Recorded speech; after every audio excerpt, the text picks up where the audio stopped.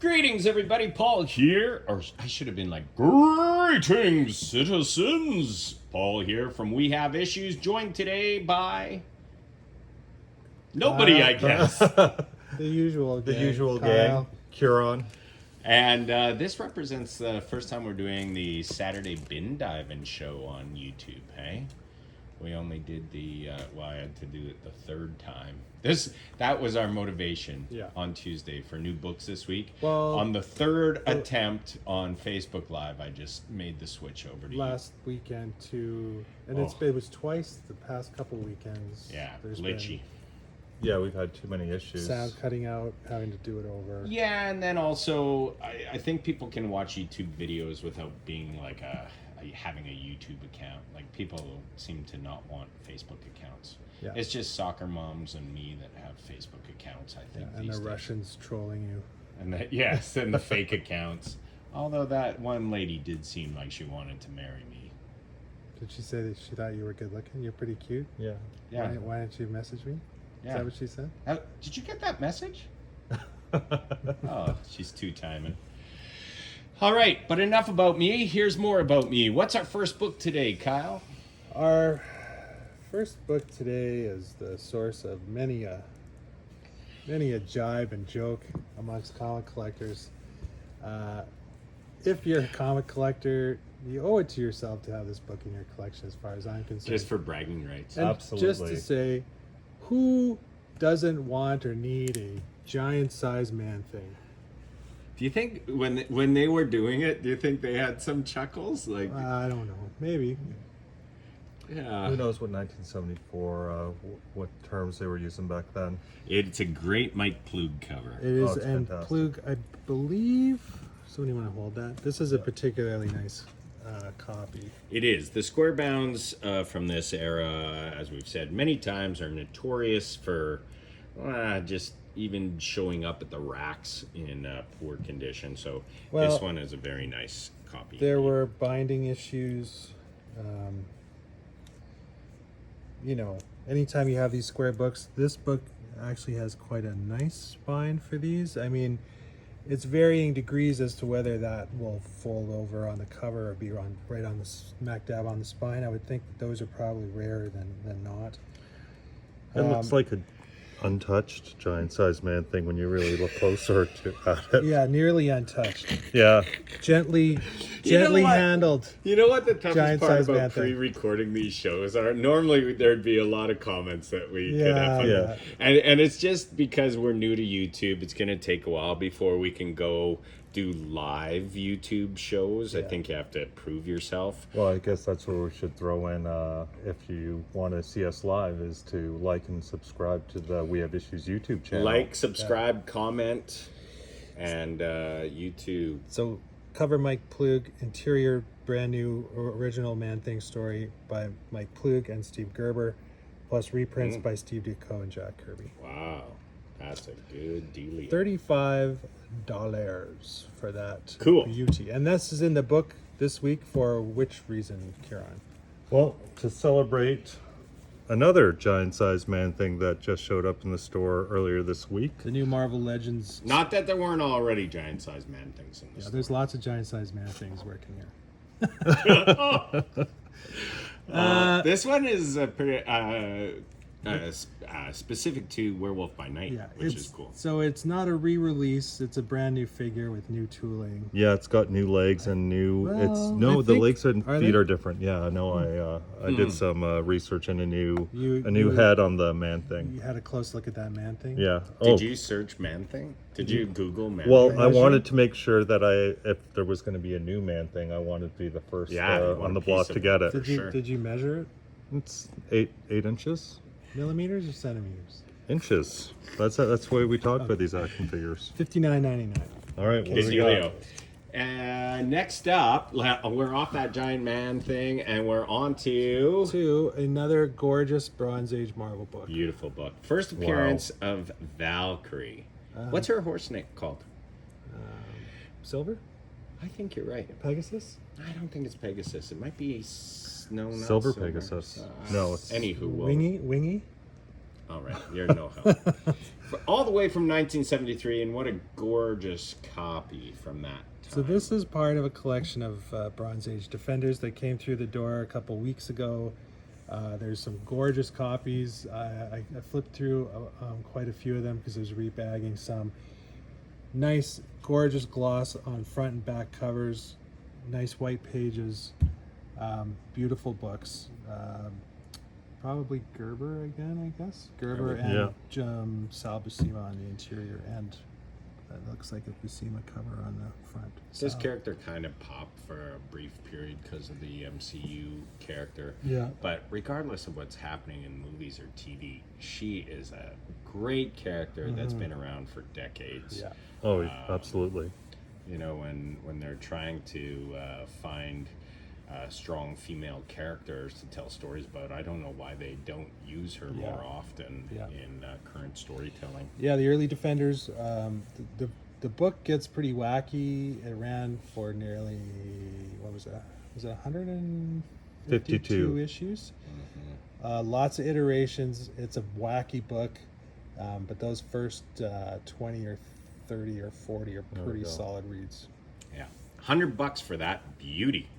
Next up. Oh, your second favorite? Well, on FOCs last week, on that new Moon Knight book, I think Phases of the Moon Knight. Yeah. There is a rather nice variant by this fellow. Get out. Are hang on. What? I don't That's a even know who compliment. you are right His now. new stuff is great. You like those arrest covers for Absolute Power? Yeah.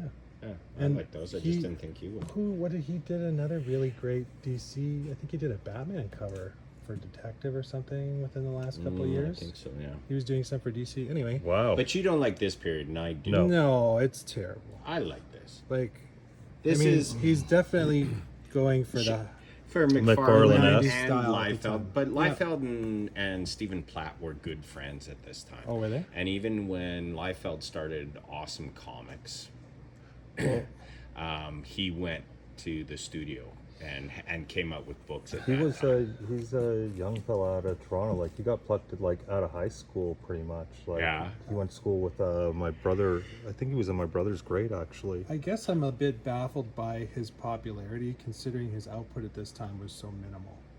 Yeah, it was because he just did this last few 5-6 issues 6 on or 7 issues of the last on Mark Spector. Moon Knight. And he was like, by this last issue, he was red hot. Oh yeah. Then he And the book ended. Then he kind of disappeared for a while. And like I said, he went and worked for Rob Liefeld at Awesome Comics. I can't remember what his Prophet. title was called. Oh yeah, he did Prophet. Yeah. Yeah. So there are some ticks on the spine. This is a tough book to find. That's in- it. That's it's it.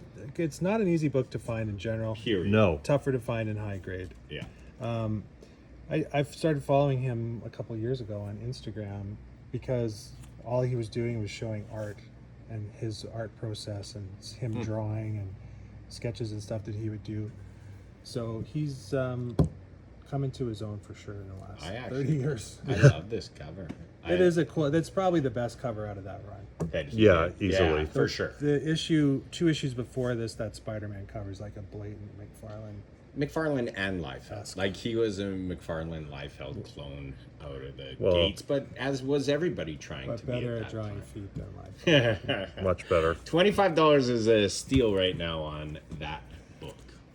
This one is a Baffles you a little. well, but it's a perennial favorite. It is, but you're always shocked at the price. I am. Yeah.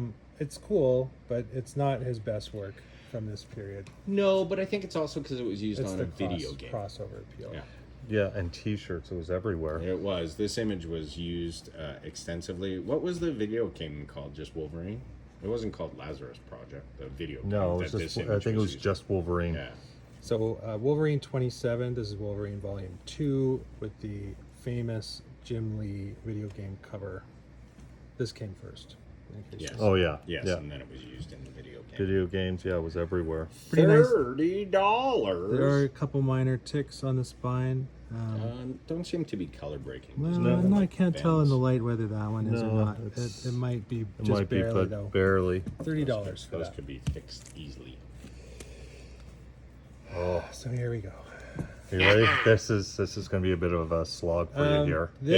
I was talking to somebody about these books, or the writer in particular, and I think it came up that they were talking about their son. They'd given the son some Silver Age stuff to read from Silver Age Marvel, and it's like, there's too many words. Like, he couldn't do it. It was a bit of a drag. Those are thick slogs, those Silver Age books. So I said, it's good that you didn't give him All-Star Squadron to read, because Roy Thomas in the 80s is unreadable. If there's 40 characters on the page in a double page spread, every single person has half a paragraph of dialogue. It's brutal. I love it. But this... I feel like I get my money's worth when I have to sit down for 45 Sure. minutes. And you're not done. Yeah. But this book, I enjoyed it. Had a really strong start with Jerry Ordway on pencils. Don Newton was going to be the next guy, but unfortunately died of a heart attack. And I think Todd was the replacement for Don Newton. Yeah. So this is Todd, fresh off of his first story on, well, he probably did, I think, 5 issues of Coyote. Who published Coyote? Eclipse. Eclipse. Yeah. And so we had a backup story, and then there were, I can't even remember what his character was called. The interesting thing is some of those layouts in Coyote you certainly see in his work in Infinity Inc. He never during his time at Coyote, he never did a cover, so this is actually his first cover and also his first major publisher. Not that I don't want to belittle Eclipse, but working for Marvel or DC is a little different than working for Eclipse. Yeah, especially in the early 80s or mid 80s. Quite a jump from Eclipse to DC. Yeah. Not that this wasn't in the top 10 sellers at the time, but it's a monthly DC book on the stands. Yeah. Way more exposure. He would have gone from working with Steve Englehart, who was another comic book legend, to Roy Thomas. So I saw that recent kayfabe interview with the Todd father. Did you see it? I watched part of it when it came out a few years ago. It was pretty good. I just watched it. And he talks about, I don't know if it was Roy Thomas or Englehart, and he said pretty much like, you'll have a job in comics for as long as you want. And then he started Image. And he said, he probably would have honored that too. So, interesting. $40. It's a beautiful copy. It is. I actually had my copy signed by Todd, and I made him write thanks for the layout ideas. I thought you earned that. Oh yeah, totally. We've talked about that before. Prior to his work on Spider-Man, his layout work and his layouts and page design was pretty dynamic. It was. I loved it. He said it was because he was a bad artist and he was trying to hide that with his with these groovy layouts and stuff. The amount of extra work he put into that was fascinating. Well, that infamous G.I. Joe book that he finished and then never got published till after the series was done. Go ahead. More Todd, you say Marvel 1989, the year in review. Look at the size of those eyes. Either he's really surprised. You might think he's got a little tiny mouth here and a nose somewhere there. Well, no, his nose is up between his eyes. I love those eyes. I don't. I know you don't, but I do. This is even more exaggerated than normal. So there's Jameson. I don't really see anyone else in the back that I recognize. Lois Lane. And isn't that, that. what are the two detectives from Spawn? Is that one of them? I think that's Sam. Sam from Sam and Twitch. Is it? Well, that'd be before Sam and Twitch was a thing. FYI, this isn't perfect. There's certainly spine ticks and rubs on the spine, and it also looks like a bit of a sweaty handprint Is it right just here. Just the cover, or does he have stuff in an article in there? I think there's a bit of article work too, but people do dig that cover for sure. Yeah. What year was that? It's a 1989 year That was a review. trick question. $20. Oh, Jeez. What's up? The gifts just keep on giving. Amazing Spider-Man 298. This is not the first Venom. First Venom. What's after Venom? I beg to differ. First Venom cameo. I beg to differ. It's his hands behind Eddie I Brock. beg to differ. Open it up. I beg to differ. Beg all you want. Let's It's check. not his first I will appearance. tell you why. I didn't say first. I will tell you why. Okay, go ahead. This is a $100 copy. There's a crease down here. Any other shortcomings you can? It's tough to see. It's going to benefit from a Yeah, a press will just and clean this probably right a little up. bit of cleaning. But still pretty sharp. I'm Is gonna it- open it while you do your Okay, research. so I think it's What are you my saying? theory Yes. is that Those weren't. when did they Venom's say? What did hands. they say? It's the first Venom. No, they're saying first cameo. I know, like it's but Venom's hands. what's behind. supposed to be the first the last. Venom? It's the last page. There's those two back panels as well. But then there's also like the thing where he's pushing Peter Parker on the. They're just calling it a cameo, not a Which Oh, is that issue? 99? 298. Is it this issue? Yeah, here. Here, Is this the look one? at those hands. Is this the issue? Yeah, 258. That's Okay. where I would say. So my theory is Yes. that Spider-Man 258, and I told Oh. Kieran this about a month ago. When 258 is the first appearance of an alien costume. Venom. Venom. Is the birth of Venom, because the suit on its own is not. It's just an alien. It's just an alien, Yeah. and it's a symbiote, right? Because Yeah. there's a relationship. It derives pleasure and maybe sustenance in some way or whatever by partnering with Peter Parker. Yes. Peter Parker in this issue, with the help of the Fantastic Four, Separates. breaks the bond and rejects the suit. The suit needs to get back with Peter, and it can't because it's trapped in that bottle. And the last picture you see of the suit is in a semi-physical form with a fist curled up, Yeah. going, "I'm going to kill that guy," in his head. Yeah, Venom. That's where Venom starts, because the separation anxiety created by the split is what leads to Venom being formed. I mean, Secret Wars, arguably. No. No, 'cause it's- 252. Because No, it's seeking a host in Secret Wars, and it finds the host. But The it nature turns of- angry. Yeah, the nature of what Venom is and why he hates Peter Parker is because Parker rejected him. Sure. So for 40 issues in between when nothing's happening, what is Well, it? it wasn't around. Yeah. It escapes You know what the good and it news? got away. You know what the best And news? You know what the best news about your wrong information is? It's not wrong. It's About your opinion. Sorry, your wrong opinion. Why not? Your It's wrong. not Your wrong. incorrect opinion. The best news is we have both those issues for sale. Yeah, I said. yeah. the No, birth- you need 258. It's also The You birth- need Secret Wars 8. You need 252. You need 258. It's the sort of ground zero for Venom. Full-fledged Venom obviously Right. comes when the suit meets Eddie Brock. Like an angry version of the 8. Sure. So Yeah. how about we'll call it 258 is proto Venom. yeah. I mean, then this is much different than the first Wolverine. I think the best is that you can buy them all at Here. one stop Yeah. here. We have 300, we have 298, 299, 301, 300, 252, Secret Wars 8. What more, Todd? You say? Yeah. How about that? Spawn #1 from Image Bunch of Comics. firsts. This is a pretty great cover. I will admit that. Good. I love the colors. It's a great design.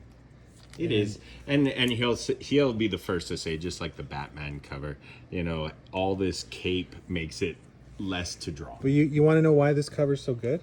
Go on, The green. The colorist.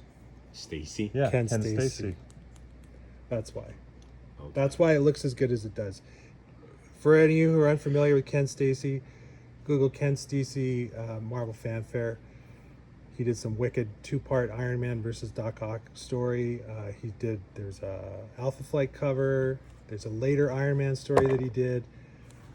Pretty famous. He's not Canadian. is he? Yeah, he is. Canadian artist. Wow. Yeah. How many Spawn covers do you think he did? Probably just that Just one. this one. Just He- the first He one. designed the Yeah. store logo for the Silver Snail and Oh, the bag that you see everywhere with Yeah. the like he designed the robot too. I love his stuff. Yeah. Cool. $40. $40. We didn't even check to see if it was that weird variant that people claim as a variant. These are separate? Okay. Yeah. So this book comes from That's one of our partners. Maniac of New York. This Number is a one. Brian Silverdax cover. It is $35. Cool cover. Where's it from? Exclusive limited copy of 250. 250. This is issue 1 or copy edition 164. Wow. Wow. 164 of 250. Only 35. Wow, that's not $35. too shabby. Not bad. Again from our partner Gregor, our retail buddy. Booth. D- Booth customer extraordinaire. Booth customer. Department of Truth. What is that? Number number 9. 1. By Vancouver's own John Gallagher. If you've been to shows in town, you've been to the Calgary Expo, you've been to the Edmonton Expo, he is a fixture in Artist Alley. He is Edmonton born initially, got his start as an illustrator. He worked on magic in the early days, got into video games, and in recent years was a character designer for the WB, working on Flash. This is a variation on an early Department of Truth ratio. I think it was a 1 in 25 where they had a baby on a plate like that. So he's homaging an earlier issue of Department. Nothing quite so disturbing as eating a baby. Yeah. I can't imagine they're too filling anyway. No. So would you go with cranberry sauce or gravy? I'd get a full person, to be Yeah, honest. gravy. I'd just skip the hors d'oeuvres. A mere $50. Next up is from Golden Press, which is published by Whitman. Star Trek: The Enterprise Logs, Volume 1. So this there were 4 volumes. This reprints issues 1 through 8 of the Gold Key Star Trek books that started in the early 70s, I guess. These are fun. They've got some extra stuff in it. There's a letter from Starfleet Command telling you kind of information about the logs themselves. The funny thing about this, IDW, when they had the Star Trek license, started a hardcover reprint of the Gold Key Star Trek stories. This only went to 4 volumes, and if you're looking at 8 stories per volume, that's only 32. Star Trek ran into the late 60s of the book. When Gold Key did it, they did 5 volumes, and they also never finished it. So the Gold Key Star Treks have never been completely reprinted by any latter publisher. issues. Yeah. The latter issues. Funny. It's kind of an unusual find, hey? It is. My mom bought me one of those when I was a kid, and I loved it. $15. Not too bad. Good job. Bye. Oh. Oh, nice. So Paul had asked, well, why are we putting this in? Well, first of all, it's a gorgeous copy. Giant Size Defenders number 1. Who drew it? With a wicked Gil Kane cover. So that's reason number 1. That's reason number. Reason number 2. That's all the reasons you need. Reason number 2, it is a reprint book. You get a Bill Everett Submariner story. You get, I think, Hulk number 3 reprinted partially in there, and a Ditko Doctor Strange story. But the main draw is brand new Defenders art and bookending the story and inter-chapter art by Jim Starlin at his height. Gorgeous book. And a nice copy again for a square bound. That was from that same collection. Same collection. Nice Yeah, stuff. another great bursting through the cover. Yep, he's he's the guy that kind of made that a thing. Just like Giant Size X-Men number 1. And this is, for me, if my Gil Kane favorites are Green Lantern. This is like 10 to 15 years later. And it's still fantastic. Like, so beautiful. So good. A mere $45. Whoa! We'll mix this up a bit. We usually leave these to the end, but we'll pop this in here. Berserker number 1. You have some extra info about this, Paul. Well, that's a 1 in 1,000. Right. And so And the majority why is this one the price tag that it is? 1 in 1,000 is a crazy price. Just as a ridiculous store owner, I ordered a lot. I think I ordered 100 or 200 Berserkers. There's a guy, that means somebody is 5 to 10 times more ridiculous than me. The majority of these, however, were signed by Keanu. Of the 1,000 copies. Of the One in 1,000. It's not 1,000 copies. It's 1 in 1,000. So the majority of the 1 in 1,000s were signed by Keanu, to the point where unsigned copies are more valuable. They're rarer which than this is. signed one, which is this hilarious. is unsigned. And a 9.8 to boot. Yeah, And $2,000. That's You can take it home. that's a price tag. Sure That is is. a Who that knows? is a HTF book for Who sure. knows what it'll be worth when they do the Berserker movie. And cartoon Or a and TV video show or game, whatever. and I think you just go see a play, Berserker play. I think there's going to be a Berserker Off-Broadway. Off-Broadway? play Berserker as well. the musical. Yeah, That sounds great. and Berserker LARPing. Oh, for sure. I had this book as a kid. I think a lot of us did. These were a lot of fun. You often found them on the back of toilets. Yep, at Yep. relatives' houses. It's a big little book, published by Whitman. Spider-Man zaps Mr. Zodiac. Did we? We haven't had any of these in before. No, we have probably some to put in, because the earlier versions, because this is probably 70s. The early versions kind of had those hard covers that hung over the But edge. the early ones go back to, I don't want to say for sure, but definitely mid to late 40s, if I not was gonna say earlier. 50s, yeah. Because I guess my uncle collected them when he was a kid, and he was born in the early 30s. So I saw some at the antique mall about a month and a half ago, and it was Flash Gordon and the Phantom and things like that. Shadows. Buck Rogers. Yeah. They weren't that expensive. I think they were probably underpriced. Somebody snapped them all up for about $12 a piece. But you got animal books, superhero books, Lone Ranger, all kinds of stuff like that. And for kids, it was a delight. There's original art on the interior. Oftentimes they are beaked. Oh, they're Senseless. always This is quite a nice copy. in bad actually. shape. So, and there's a rundown, and it wasn't, they did Gold Key characters, animal characters, and some DC characters as well. There's Batman, Fantastic Four, Lone Ranger, Mickey Mouse, Popeye, Lassie. Tweety, Bugs Bunny. I had a couple Bugs Bunny and Daffy Duck ones I remember for sure. It's a nice shape. Yeah. $20. Not too bad. $20. We're giving it away. Next up, Oh, another nice copy of I guess this was still Silver Age Marvel. Barry Smith's early work, this time on Daredevil in issue 51. it's a gorgeous copy. It is. Pretty cool cover. These books were worth more in the 70s and 80s, when the market for collectors comics was more artist focused and driven. So anything Barry Smith, it didn't matter whether it was his early X-Men stuff or Daredevil or anything pre-Conan, Conan. his Avengers work, it all commanded top dollar at the time. This is a particularly decent copy. What do we got on there? A mere $33. $33. It almost, you know what it reminded me of, this cover? It's like Spidey's light logo belt thing that he shines on criminals. I kind of wonder if somebody else put that on there, like after like he did. It'd be Like interesting this to is see the him and this original is an after. Somebody Yeah. said, we need to jazz that cover up a little We bit. need to make people know it's Daredevil. Yeah. Possibly.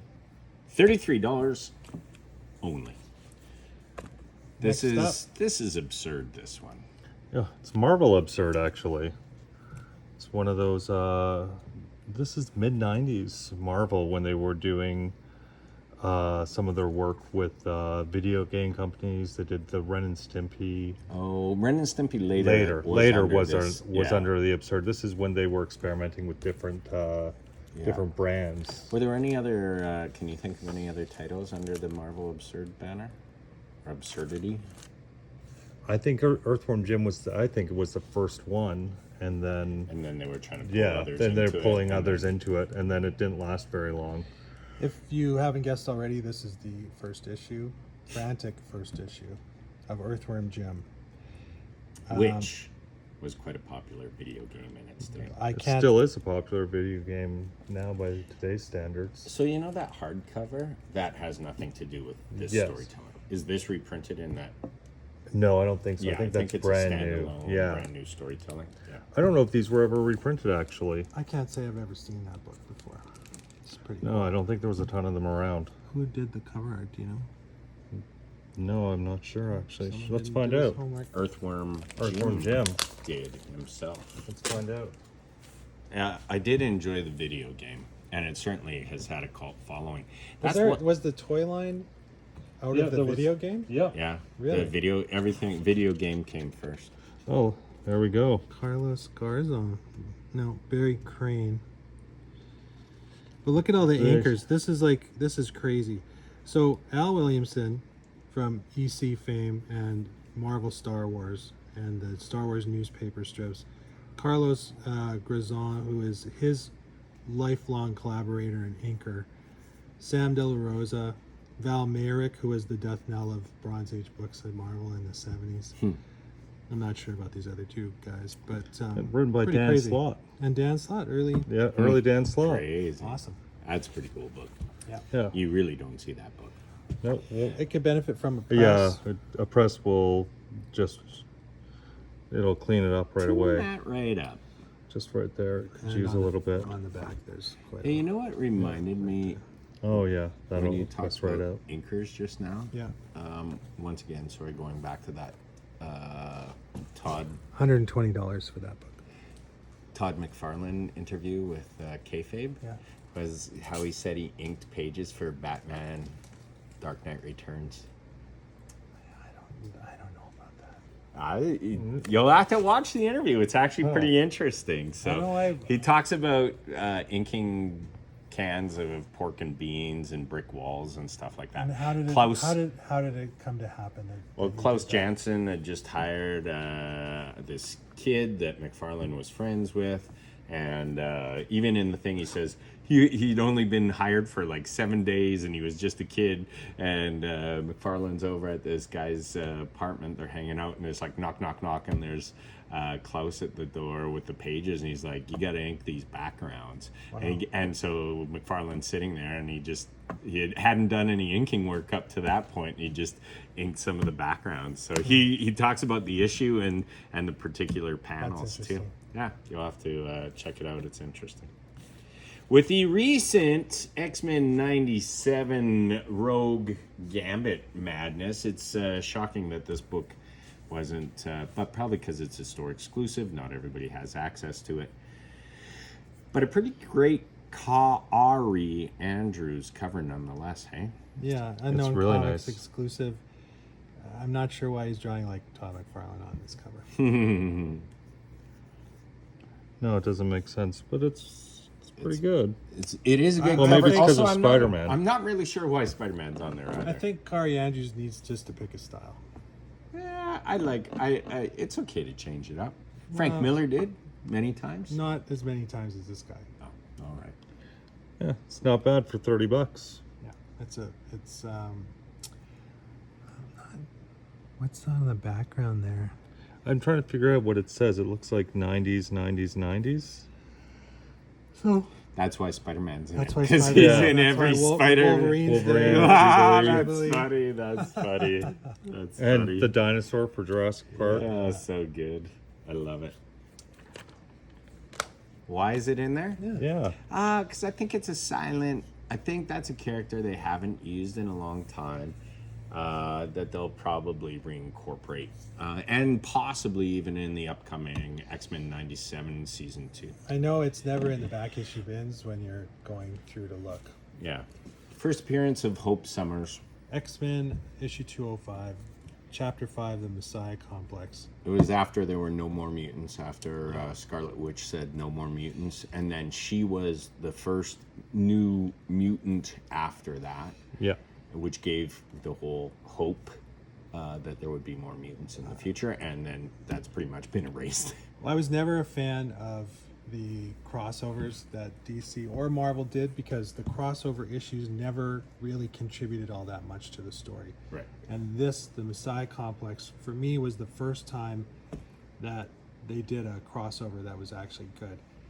Every chapter was the next chapter in the story. It wasn't a filler with the main action happening in the main title. You had to get the next book, whether it was New Mutants or X Factor or whatever. You couldn't miss an issue and still be up to date. And because of the time, those lesser selling issues are the harder chapters to get because people weren't shelving some of those books.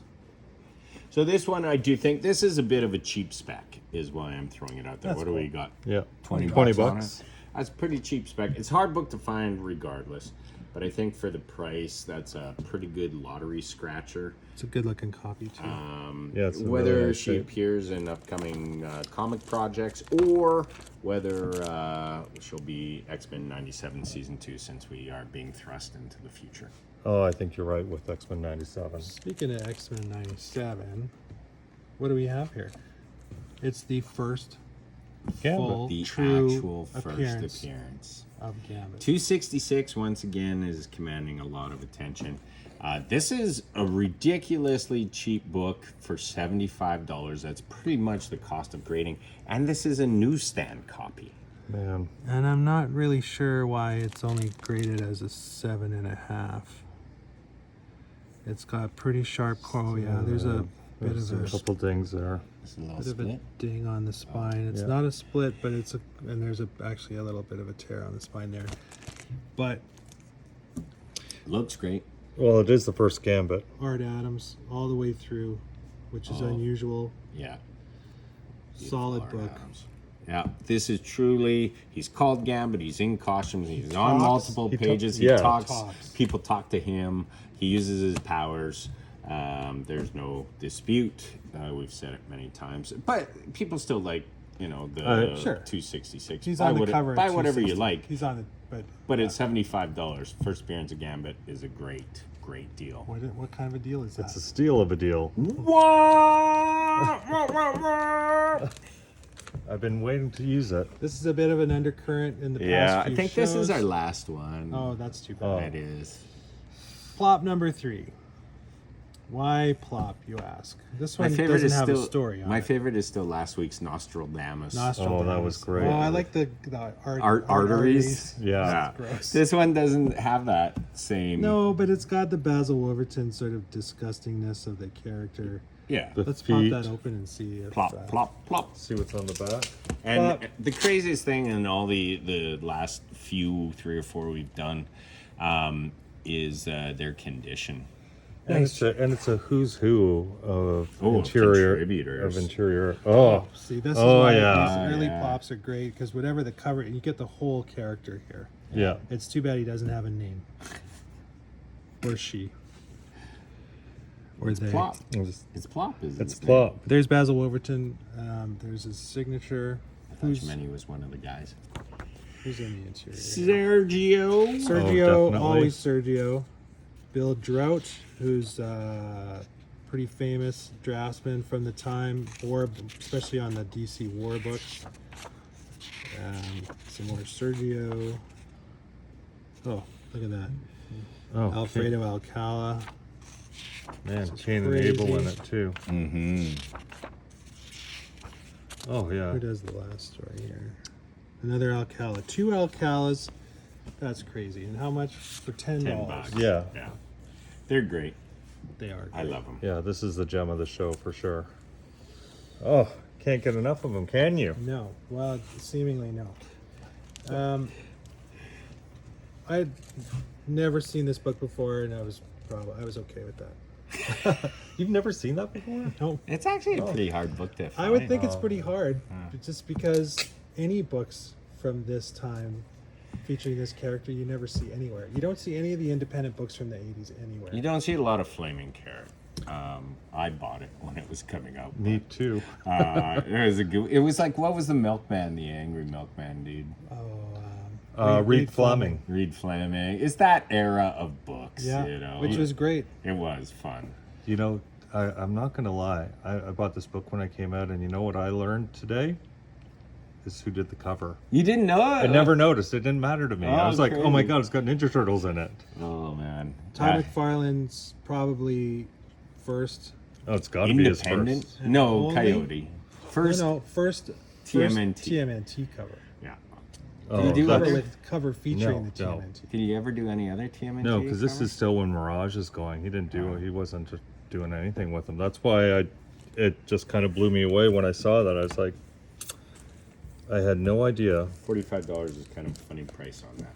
Pretty good deal. 45 Yeah. bucks. Because you won't You find won't it. find it. Yeah. So we'll just have a quick little segue here. One of the other sort of running subplots, I guess, or themes that we've been talking about fanzines and Comics Reader, Comics Journal, Comics Journal, Amazing Illustrated, Heroes, Amazing Comics Heroes. Review. back in the day when there was before the internet. I'm sure some of you would probably find it hard to believe that there was no internet. We had to get the information on things we liked from physical media, and we're not talking electronic. We're talking about just hardcore paper goods. And so this was not one of the most well-known ones when we're talking about things like Comics Journal. This is obviously, you can see America's new magazine of popular entertainment called Media Scene. Why is Media Scene significant, you ask? Probably because of the publisher and owner, a fellow by the name of Jim Steranko. Jim Steranko, before he started work in comics, had worked in advertising and was a graphic artist and did graphic design. I think after he left Marvel in the late 60s, early 70s, he had started a publication called Comic Scene, which was focused primarily just on comics, and it was in the same kind of format as this. Comic Scene morphed into Media Scene, and Media Scene, I think, scratched a couple itches for him. It made him a publisher.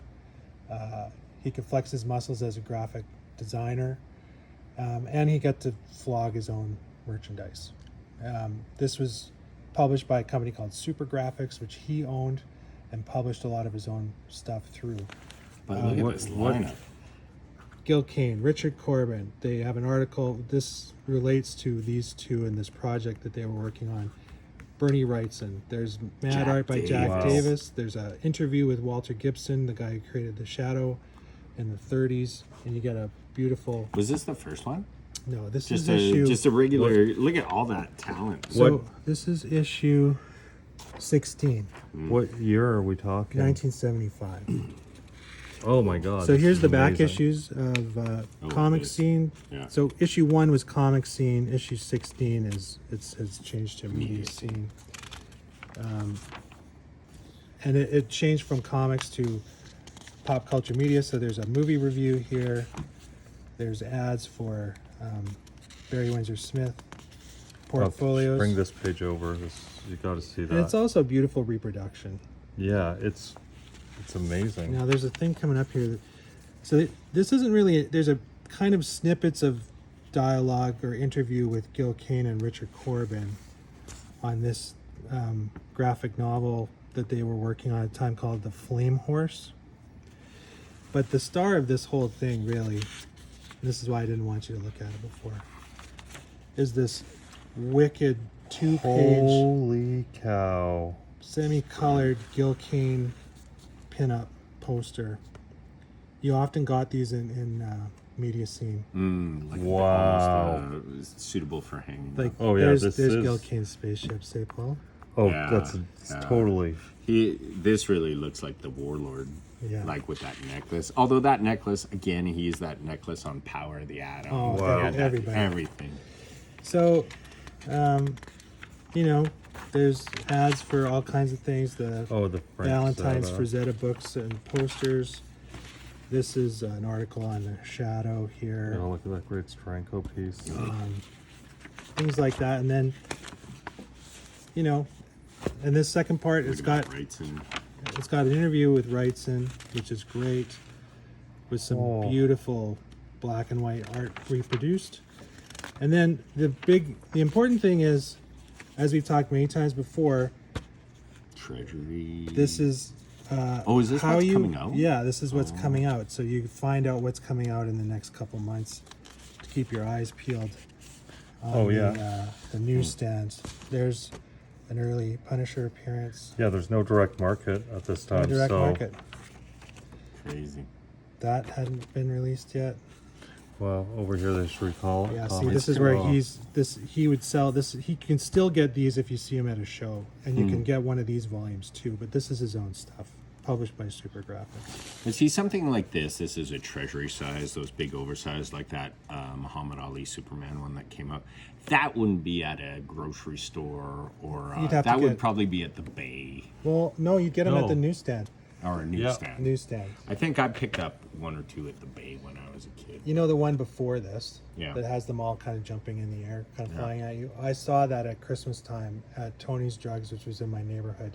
It was as big as I was, and it just blew my mind. I never got it.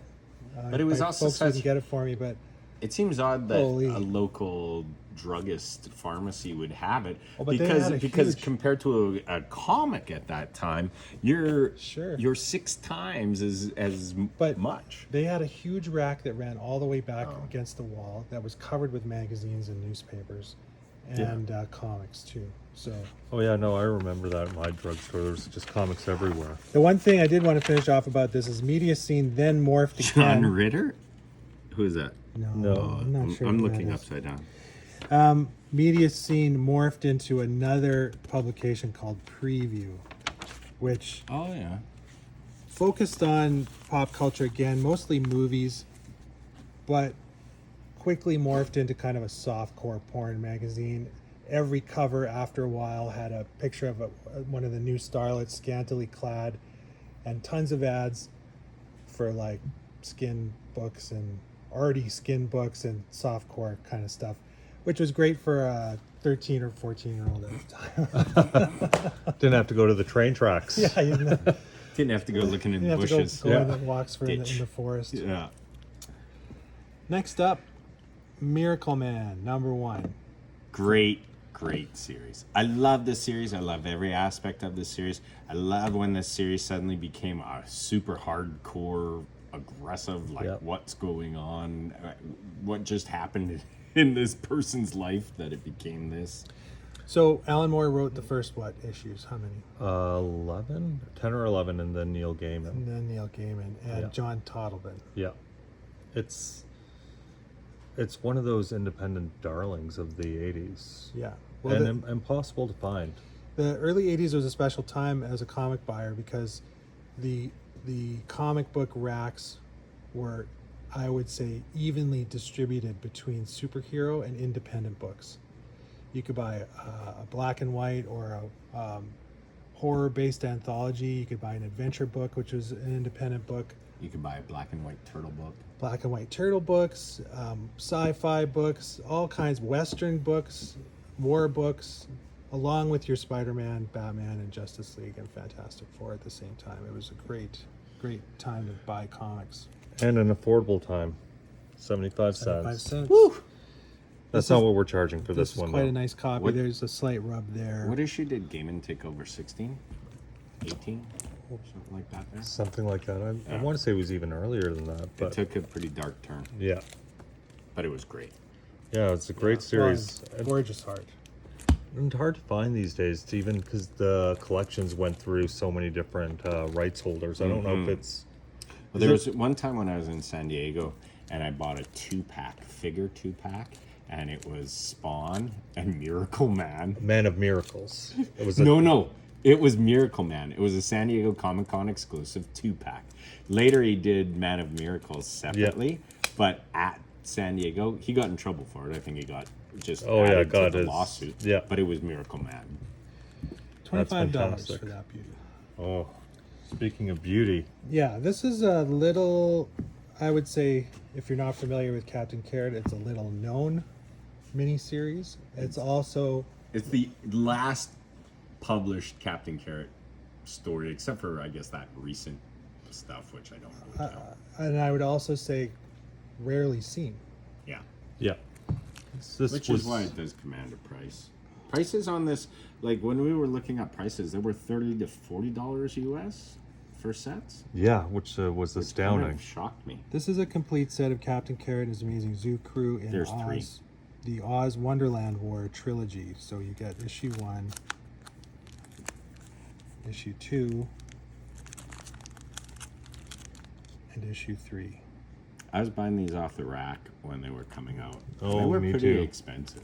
Like, Oh, yeah, this $2. was, this was a lot of money at the time. Well, you go look. This is 1986, $2, and then we've got 75 cents. cents. So But Yeah. they're, I wonder, this is a Oh, double it's length big. book. They're big. yeah, Yeah, they're like, really thick. Those But are still- those are big books. Yeah, but as a kid, you only have so much money. It didn't matter if they were Oh, twice yeah. the size. I only have 75 cents.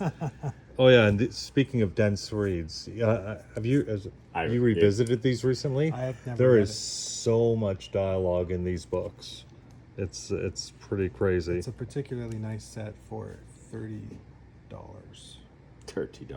All right.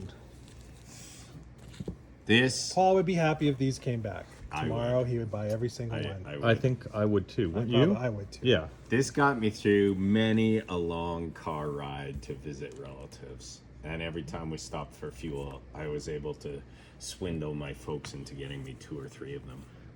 Yeah. Oh man. And you think about the things that they had at the time. Yeah. All it was the- this or the invisible pen things where you there would be puzzles or stuff and you'd have the pen that would reveal Oh the answer yeah, and reveal stuff. the answer. But nothing beat a good old Presto Magic. Yeah. Presto Magics for the uninitiated. You see this image here. The sheet. You would fold this up and it would have a background with sometimes characters, buildings, whatever. But then you also got this sheet of kind of plasticky material that had these images on it. And you could create your own scene by placing this sheet on the page where you wanted the character.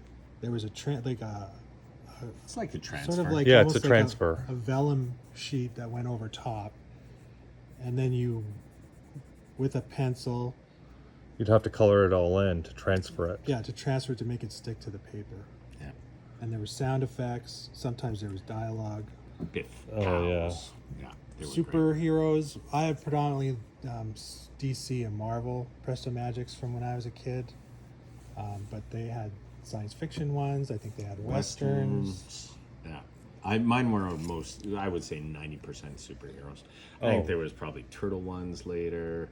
I don't think so. I think You these don't are think so? no. These were gone because I'll have to verify my own facts. well, maybe there was, but I mean, I mean, this was a heyday. Star Wars ones. I mean, I definitely did this Presto Magic 2 or 3 times in my life, and for $10, I might do it a fourth. At that said service station, if all they had were ones I had just done, it'd be like, get it again, and just Oh. put them in different spots. Oh, you didn't care, or you get these ones and you'd want to hold on to it. It's like, oh my God, look at that Luke Skywalker. I'd want to save it for something else. Oh, buddy. $10 for that sealed $10 Presto Magic. for that. $10 for great memories. So Next. the show is going to be a little long because we're just shy of an hour here. Still working out the format, I guess. There's no, Saturday mornings is when we do this, so we have a timeline because there's people banging at the door. Now Right now, we're we're got to get back unleashed. to our live Yeah. format. Sugar and Keeps Spike us honest. 97.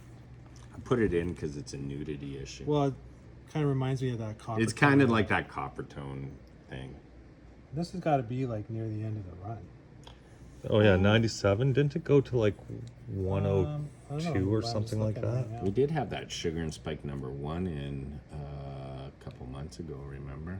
Yeah. That was a That's crazy. really nice copy Oh, for the there's age. 99 issues. So, Oh, Nearly the pen penult- ultimate. the The Pentultimate? Pentaveret. Pentaverist? A mere $14. $14. Next up, Action Comics 304, all the way from 1963. Superman in the front, Supergirl in the rear. You always got 2 stories at this period of Action Comics. But his first appearance of the Black Flame. Black Flame, Zora Vilar. or Vylar. Sounds like could be from Krypton. Yeah, sounds that way. Probably. Great Kurt Swan cover. Probably Jim Mooney on the Supergirl backup. $25. I wonder if this is on the Red Sun, if he's having this much trouble with the weight. Probably. You'd think. Oh, Maybe that's why I'm having a problem with my weight. It's a Red Sun. it's a Red Sunday. We had one of these last We week, had a fantastic floor. which was in fantastic shape. Similarly, we have an amazing copy of this issue. The Amazing The Spider-Man. record's in there and it's a really nice shape. Oftentimes the record's missing or they're just scratched to heck. Reprints Amazing Spider-Man 124, first appearance of the Man-Wolf. What a sign of the times, eh? Yeah, so cool. So here's some of the other. This is the one we did last week. There's a Captain America one with the Falcon, Hulk fighting the Abomination, and then this Spider-Man issue. Bookended the shows with Man-Things and Man-Wolves. Man-Wolves, yeah. $25 only. That's a rip-off. Is that it? that we're giving it away. Yeah, no It's a kidding. ripping Rip deal. off for We us. had that. We did that one last week. Nope. Oh, we didn't do it? No, No, that's- we'll save it for next week. Okay. We should have done it with your thing. Which thing? The one there. You Oh, already- yeah, we should have. Yeah, we'll do You it already next week. showed Sorry. this. So this is a book published by Dynamic Forces. Dynamic Forces. George Perez, storyteller. It is. It's a book about George Perez and his career and his art. Does he draw himself? Well, it's funny that you should say that because Oh, wow. Look at that. Is Yeah. that sketched? no, it's a self-portrait. But signed. That's a. No, No, that's not. that's It's, just- it's Oh. reproduced, but the Dynamic Forces versions were limited to 1,975 copies, of which this one is hand signed and numbered 238 by George Perez, and that is one of the nicest George Perez signatures No kidding. I've ever seen. I think he That charges. is. And what are you doing? $90? $90 for this. I think he charges more than that. Well, these now days. he does. It's a little tougher. Yeah, it's a little tougher to You'll get a never get a signature. nicer George Perez signature these days. Great career retrospective from his fanzine work. There's a favorite character of the shop. White Tiger? White Tiger from Master Deadly Hands of Kung Fu. Goes through his Marvel work, his DC work. And one of the best things about this book, It's got Saxon violins. on well, it. and it also has probably pictures of is that some the? prints. That's the. That's the. That's the slip cover. slip cover. case for art. JLA Avengers. Yeah. One Which that's nice. Oh, Nice. look at that. Titans. Or I said TMNT. TMNT Titans. But the best thing about this, as far as I'm concerned, is that it has an up-to-date, at that point, comprehensive checklist of every single thing he worked Wow.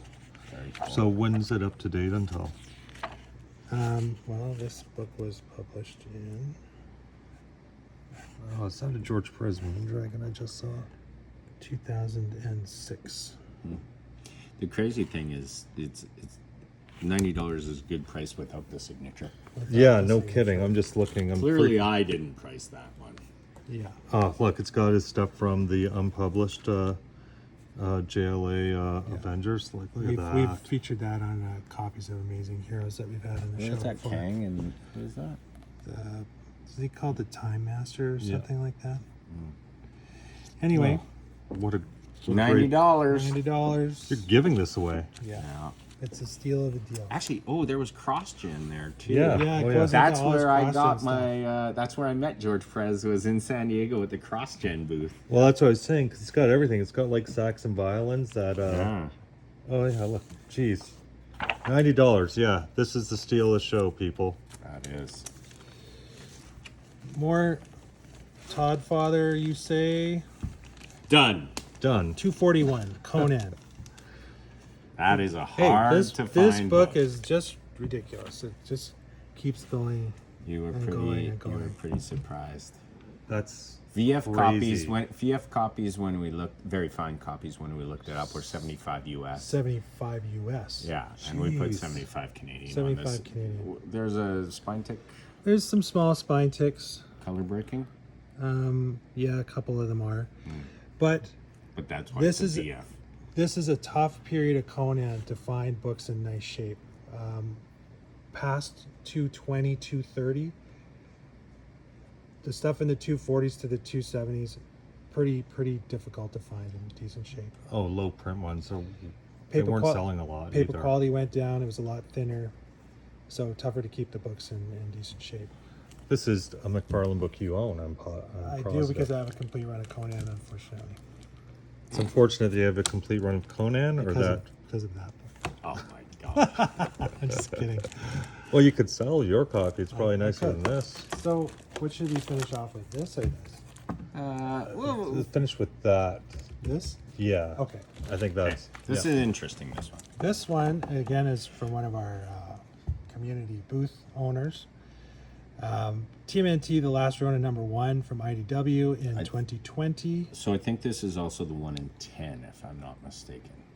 Yeah, it's retailer incentive. I think this A, is the yeah. 1 in 10. It's an Eastman cover, obviously, but who's it all signed by? It is signed by Tom Waltz, Ben Bishop, And remarked and signed by Kevin Eastman himself, now which is crazy. a mere $400 $400. seems kind of ridiculous. It is for, crazy because they would have charged. It's like some people don't understand. They're like, "Hey, I got this book, 6 signatures on it, so it's only like $100 to get it done." I said, "No. They charge per person." Yeah. So $400 would be pretty close to the cost of grading. You probably at a grade with 3 signatures, you'd be over $200 for sure. And there's and the book itself is expensive because it's a 1 in 10, and there's no guarantee you'd get a 9.8. And so. it is a 9.8. Yeah, it's So $400 if yeah, you're it a seems a Turtle little fan. That's ridiculous. That's that is a only pretty- $400. Yeah. There you have it. More CGC. We've got you covered. Let's take it out of there. Yeah. Take it out of that bag. It's not a nice cover. It's maybe that poo brown cover is better in this bag. Yeah. It's not the best. It's weird. I don't It's know a why they went weird with brown. Out of the holy trinity of 48, 49, 50, it is probably the Least desirable of Well- the 3. In terms of, I mean, 48 is an iconic cover. 49 is an iconic Yeah. cover, and then you get this sort of weird. Johnny Storm's going to university, everybody. Yeah, but it would be the first full surfer. First cover. full Yeah. silver cover though. And Issue- Johnny's first day in Johnny's first college. day in college. $400 does seem quite reasonable on this book right now. Yeah. That's what this one's priced at. Surfer Things are doing well. Yeah, they're not. Not not slowing going down away. anytime soon. But pretty decent, nicely presenting copy for $400. $400. Not too bad. Third Silver Surfer. Right, So- what are we ending with? We're gonna finish off with something that was particularly popular from the early 70s into the early 80s, and were advertised in a lot of the media scene or any of the fanzines. Artist portfolios. Yeah, a big part of the direct market. It was a cheap way to get some And they were, unpublished art that you would never see anywhere else. but they're also kind of expensive. Like this was $16 US. Like that's pretty That was a lot. expensive at the time. in Oh, yeah. 1990 1990 still money. a lot of That's money. a lot of money. I had that cool Wrights-In one from the stand. I got Yeah. bullied into selling. But my favorite part about this one is how it opens. Yeah, they were pretty imaginative later on with Yep. the That's pretty So great. And oftentimes you'll see it ripped here because of that. yeah. Wow, these corners are really sharp. Yeah, Yeah. which is we often gonna- not the case. we're So, gonna pull yeah, Oh, yeah, I we just gotta wanted pull it to show how nice the packaging was. How nice my package is. Before you pulled it out? Please don't. Going on. Moving on. Yeah, beauties. There's 6 in here. Yeah. Oh, All very reminiscent of the limited series.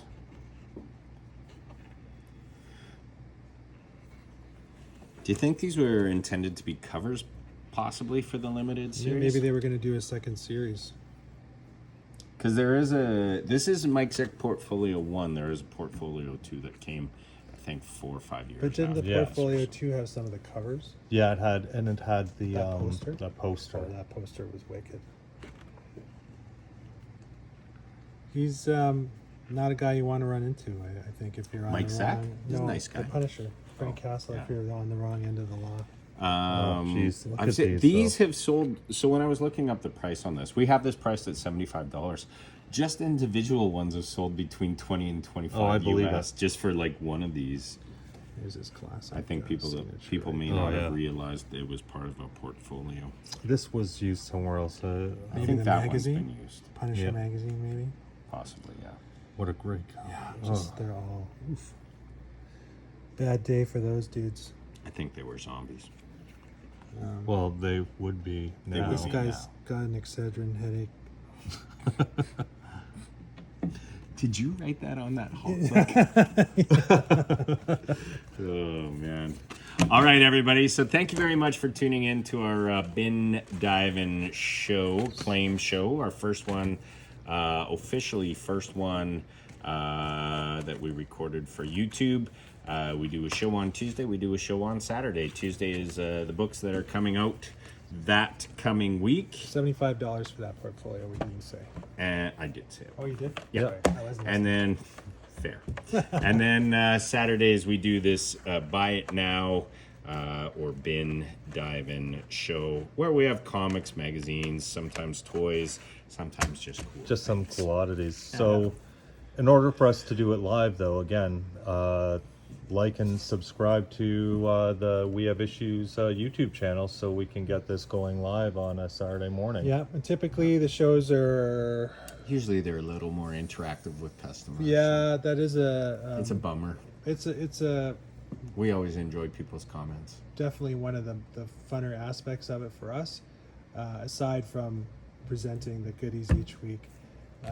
The show ran a little long. Typically the shows are about 45 minutes. We like to kind of keep it to about that length, so we ran about 20 minutes longer. Ooh, long Yeah. one today. But why not? It's the pare first one. Yeah, we'll pare it down to about half in going forward. Yeah. Okay, everybody, thank you very much for tuning in. We will honor claims in the order in which they are received. And outside of that, as always, we look forward to seeing you in the shop. And in our next video. Cheers, everyone. Have a great weekend. Thanks for watching. Ciao.